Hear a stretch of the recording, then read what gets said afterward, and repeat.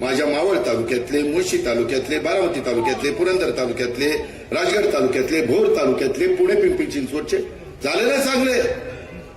5-10 वर्ष रस्त्याला काय होणार नाही असे टार रोड झाले, एकदम चकाचक. म्हणजे माझा दुहेरी होतो. एक तर टुरिझम वाढव, पर 40 देशातले सायकल स्वार आले होते, तुम्ही बघितलं ना इथं. 1-1 कोटीच्या सायकली आहेत त्यांच्या.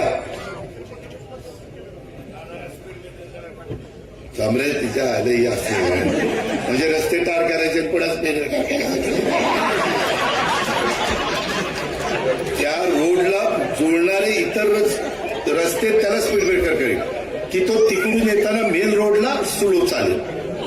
परंतु मेन रोडला स्पीड ब्रेकर केल्यावर त्या रोडचा काही अर्थच नाही. आता आपला यवतवरून आणि पाटसवरून आम्ही बारामतीपर्यंत येतो किंवा आमच्या पिंपरीपर्यंत येतो. त्या रस्त्याला जर स्पीड ब्रेकर केले तर त्या रस्त्याला उपयोग काय. त्या रस्त्याला जे रस्ते जोडले जात आहेत ते हळूच तिथं जोडताना ते स्पीड ब्रेकर होऊन त्याला जोडले जातील, अशी व्यवस्था करायची असते. आपण पण आता जरा वाहतुकीचा सेन्स म्हणजे ट्रॅफिक सेन्स हे पाळला पाहिजे. त्याच्यामध्ये गट तर बाजूला ठेवा, कुठेही रुसवे फुगवे बाजूला ठेवा. आणि काही काहींना लांब पुढचं बोलायचं आणलं की नाही तिकीट